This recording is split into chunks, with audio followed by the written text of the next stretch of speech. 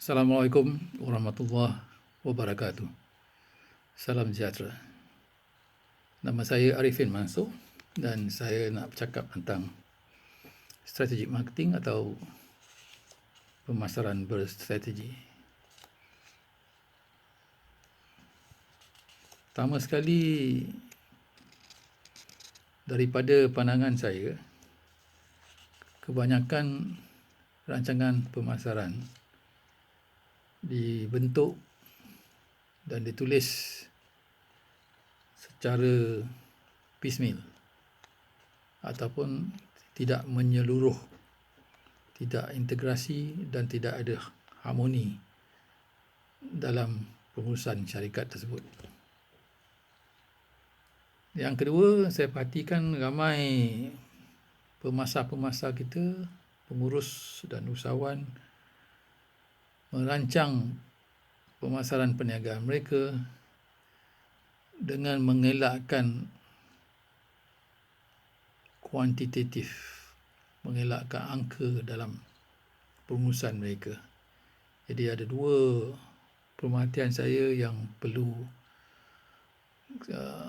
tuan-tuan dan perempuan perhatikan, bahawa pemasaran serupa juga dengan rancangan perniagaan, dia perlu diintegratekan, perlu diharmonikan, dan akhir sekali ia lebih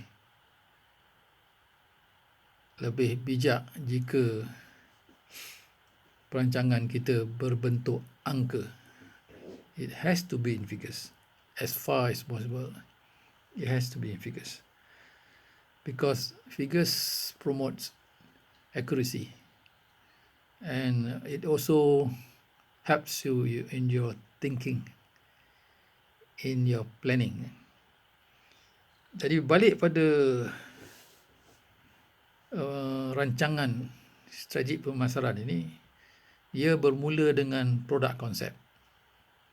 Dan produk konsep ni dipengaruhi oleh 3 faktor utama. Satu, syarikat kita yang menghasilkan produk tu dengan kos dia dan kemampuan kita berkreatif, mencipta.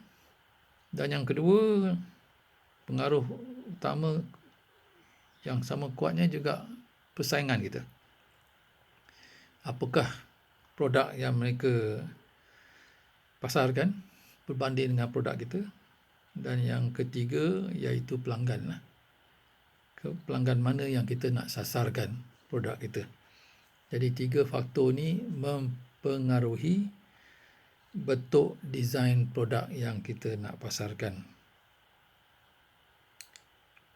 Apabila kita bentuk produk kita, kita perlu tahu bahawa produk itu mesti mempunyai ciri-ciri kelebihan berbanding dengan produk lain. Dalam bahasa Inggeris kita panggil ni product advantage. Dan bila kita bersaing kita panggil competitive edge, kelebihan daripada pemasaran. Dan ingin saya katakan, kalau kita baru nak berniaga ataupun nak masuk dalam perniagaan, pastikan produk kita ada competitive edge, kelebihan berbanding dengan pesaing-pesaing kita. Jika tak ada, saya syorkan supaya jangan masuk. Ya, jika kita tidak ada mempunyai ciri-ciri kelebihan dalam pasaran, saya syorkan jangan masuk perniagaan dan pasaran yang tidak memberi kita kelebihan. Kalau tidak, kita selalu kata orang berniaga, kita nak berniaga. Orang maju, kita lingkup. Jadi itu yang jadi masalah. You don't follow the Jones. Jadi yang ketiga, apabila kita dah cipta produk yang canggih, yang mempunyai kelebihan daripada persaingan, dan kita dapat kekalkan pasaran kita untuk sesuatu waktu, kita kena design, cipta, reka bentuk satu model perniagaan hasil, model hasil perniagaan itu, mana kita dapat keuntungan, berapa banyak kita untung, dan keuntungan kita banyak berdasarkan kepada kos kita, ya. Kita kos berubah, kos tetap, dan juga model ni juga akan menunjukkan berapakah volume perniagaan yang perlu kita sasarkan, yang perlu kita capai sebelum kita dapat menikmati keuntungan. This is important. You must know what is your break-even point. Exceeding your break-even point, that's where you enjoy your profits. Below that, you are having problems. Jadi that target volume is important. Every businessman must know his break-even point. Saya lihat ramai juga orang tak tahu ni. Ya. You must know in terms of quantities as well as in values. Ya. Jadi yang keempat, kita kena buat a SWOT analysis, right? Strength, weaknesses, opportunity dan threats, right? Kita pergi kepada pasaran yang kita ada strength dan kita nampak peluang, opportunity. Kita elakkan kawasan di mana kita ada kelemahan dan kita ada ancaman. Jadi SWOT ini akan menentukan strategi pemasaran kita. Apakah kaedah yang kita kena gunakan untuk kita berjaya dalam pemasaran kita. Kita tahu di luar sana kita ada pelanggan yang cerewet, yang memerlukan produk yang baik, perkhidmatan yang luar biasa, dan reliability yang berkekalan. Jadi dalam zaman hari ini kita bukan saja perlukan produk, semua ciri-ciri produk ini, tapi juga mereka nakkan jaminan yang tertentu, yang apa kita panggil warranty dalam produk tersebut. Jadi semua ini kita kena fikirkan. Jadi ini membolehkan, SWOT analysis membolehkan kita bagaimana kita meletakkan kedudukan syarikat dan kedudukan produk kita. How do you position your product in the market? You know the market is big, the market is wide. Ada yang jauh, ada yang dekat, ada yang orang mahal, ada yang orang berkaya, ada yang miskin, ada yang banyak pertengahan, ada yang exports, ada yang online, ada yang offline. Dan semua ni kita kena kaji dan kita kena segmentkan pasaran kita, market segmentation. Dan dalam banyak-banyak segmen ni kita kena cari segmen yang sesuai kepada revenue model kita tadi, kepada SWOT kita tadi. Nampak tak dia punya kaitan dia? You need to relate to each other, all your elements of pemasaran. That's why I say you cannot discuss, or you cannot analyze, you cannot synthesize element which are not integrated. It has to be integrated. You cannot speak separately on these elements. If you speak separately, then I don't think you can find success in your marketing strategy. Jadi perlunya kita integrasikan semua elemen-elemen ni supaya kita dapat mencapai matlamat yang kita hasratkan. Dan seterusnya kita kena lihat pada baru kita bentuk. Kita dah tahu kita punya sasaran pasaran, kita bentuklah pula kita punya marketing strategies. Kita punya 4Ps kita. Price, promotion, product and place.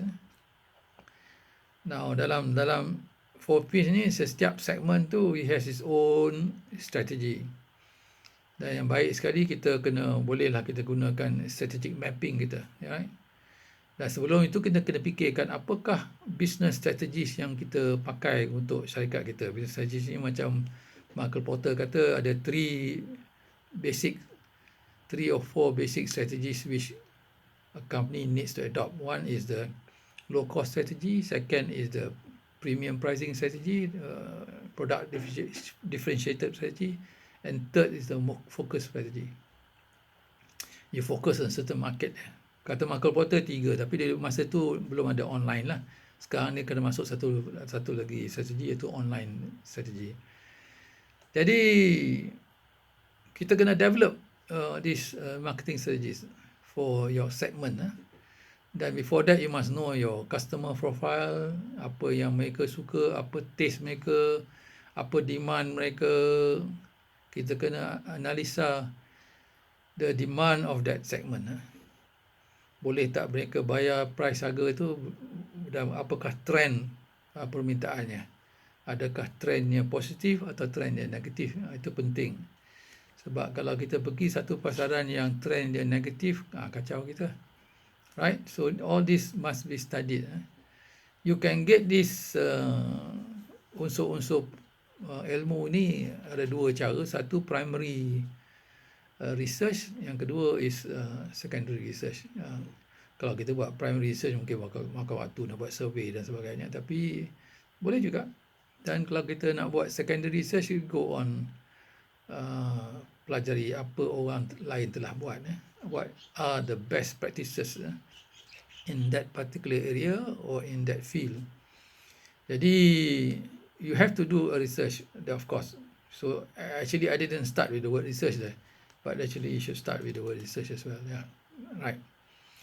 Now langkah yang seterusnya yang saya panggil marketing approach. Bagaimana kita nak berhadapan ataupun kita nak mendekati pasaran kita. Kita dah ada sasaran pasaran, bagaimana kita nak mendekati pasaran kita. Kita dengar konsep market leader konsep, market follower konsep, dan market maker konsep. If you are trying to be market leader, then your approach is different. If you are market follower, senang. Tengok apa market leader buat, ikut. Right? Tambah dan tolak. Kalau dia letak RM15, kita letak RM12. Kalau dia jual cara macam ni, kita jual cara macam ni. Dia jual bungkusan yang cantik, kita jual bungkusan yang lebih cantik. Itu pulang pada kita masing-masing lah. Right? So it all depends on this concept. Are you a market leader? Are you playing the role of a market leader, or you're playing the role of a market follower? Once you have decided that role, then you can visualize, you can already conceptualize your marketing strategy. And then you look into the market development strategy, right? You can widen your market, your segment, or you can have 2 or 3 segments to tackle. I just recently I went to one seminar. One of the participants proudly claims that after joining the seminar, dia boleh kenal pasti 7 segmen. Very interesting. He says money well spent because he could identify 7 or 8 segments. In the past, he was thinking about one segment only. But most importantly, it's not how many segments do you recognize. Most importantly, whether you can draw profit from that segment. Whether that segment can give you adequate sales or not. Sama ada segmen yang kita sasar itu dapat memberi kita jualan yang kita rancangkan. Jika segmen itu tidak dapat memberi yang kita rancangkan, memberikan volume perniagaan yang kita rancangkan, perniagaan kita mungkin terugat. Alright.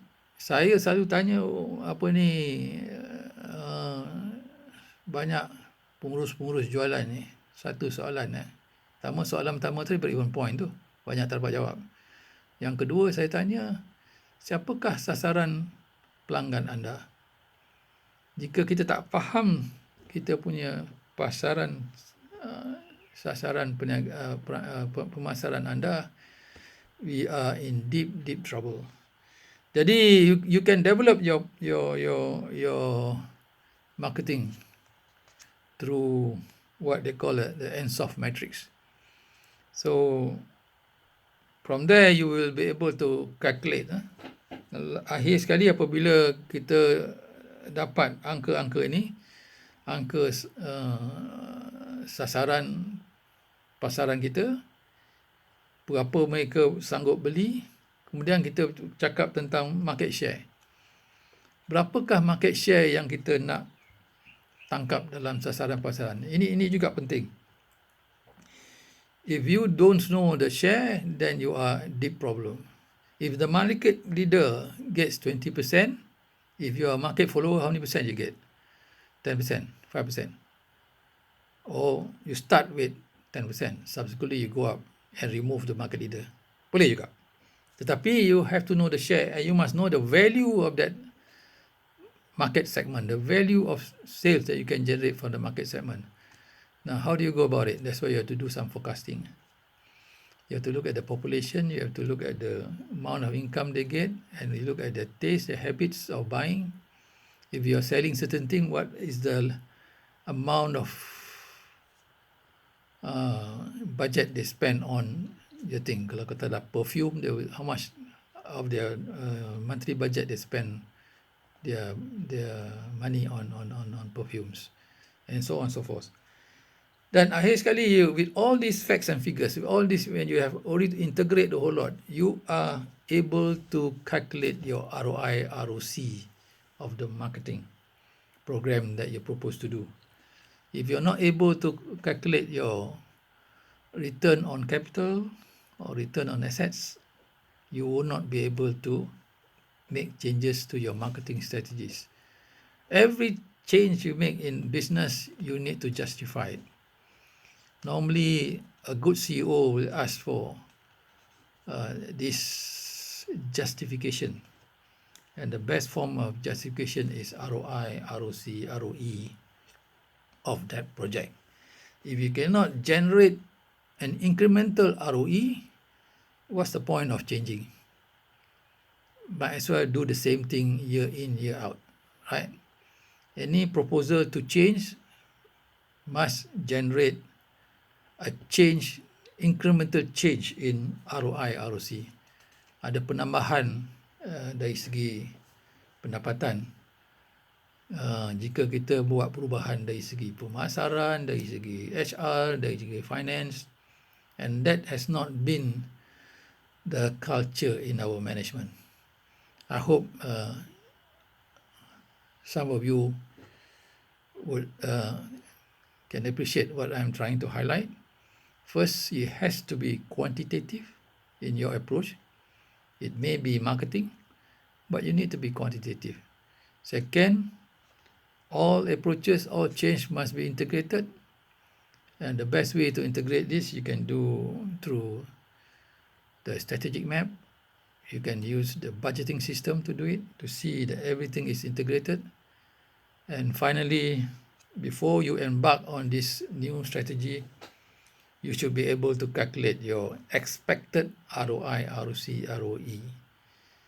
If you are not able to do it, then your marketing strategies, your marketing plans probably is not good enough.